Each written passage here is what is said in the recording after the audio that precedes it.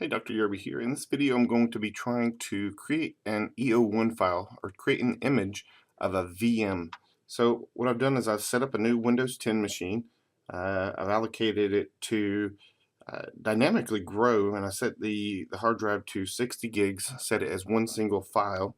And then if I go into look at the settings of the machine, I can see that this is a version 14, and then I can see the machine is stored in my documents, virtual machines, Win64.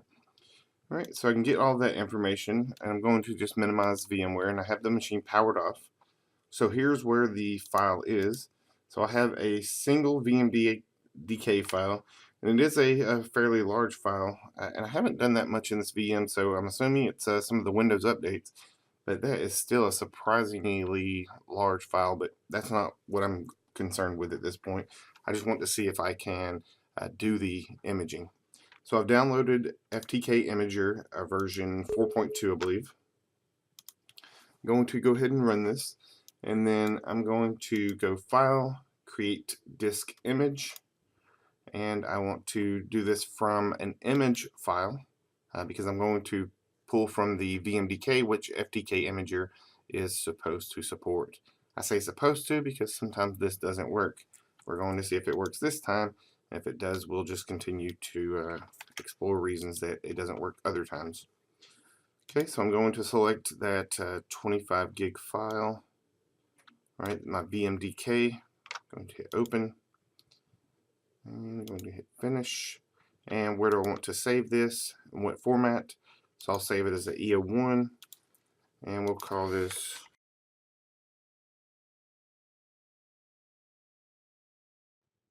okay.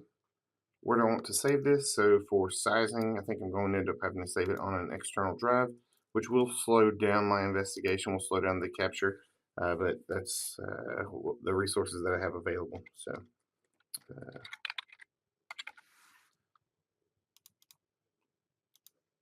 I'll save it there. The file name, we'll call it Jules. I believe that's one of my suspects. Right here I can pick, do I want to have this broken up into 1500 megabyte segments, or do I want to have a single large E01 file?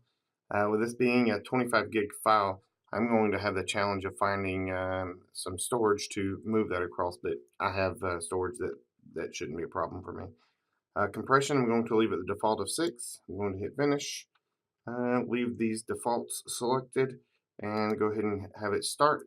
And at this point, it's going to take some time, so I'm going to leave for the day. So our image is finished acquiring. It took way less time than I expected to. We can see it started at 1643 and ended at 1654. So it took just a little over 10 minutes to acquire the image. We can see the hash values of the disk.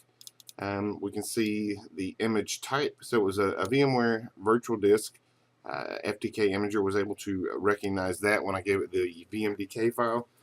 And then it again tells me where it was saved, the hash values, gives me the disk geometry of it, and it gives me the information that I entered into into FTK Imager at the beginning to create my case. This information will then be stored in the E01 file. Again, so it took 10 minutes, 13 seconds, and then I have all of my values here. Right, close that, and then I can browse to the file over here. So on this machine that I'm working on right now, I do not have FTK, so I'm going to move this E01 evidence file over to a machine where I have FTK.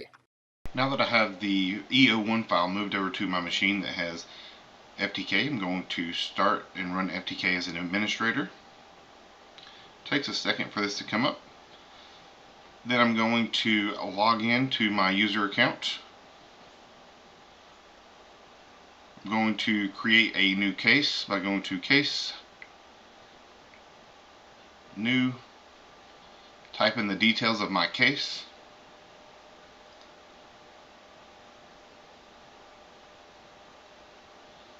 Then I can either select one of the processing profiles that exist, or I can customize it if I want to add any additional options for processing the evidence.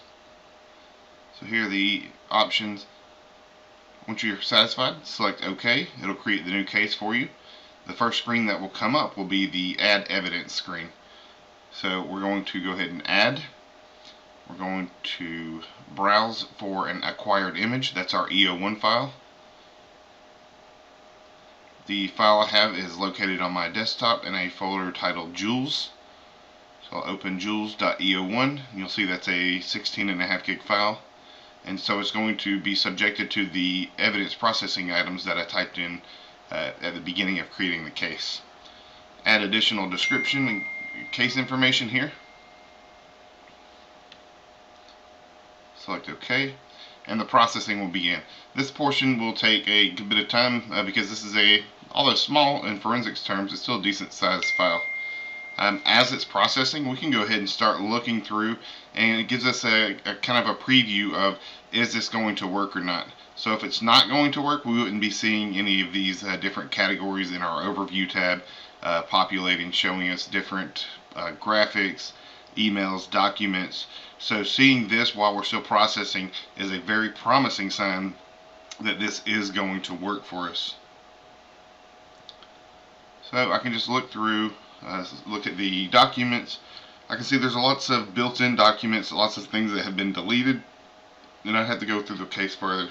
The processing is still running, but I can still, while it's running, go through and start looking. I went ahead and checked some items during the wait time and found some items that might be related to this person possibly producing some sort of drugs. Maybe meth or jenkem is what this suspect was searching for. I can also see that they were searching for torrents. Now I look at the torrent, it says it was a meth related torrent, so then I do a keyword search and I can find all sorts of possible evidence or activity that this user was searching for different types of drugs. And then beyond this point, we can really go deeper into the investigation. The point of this video again was to show how to acquire a VMDK to an E01 and then open it and analyze it in FTK.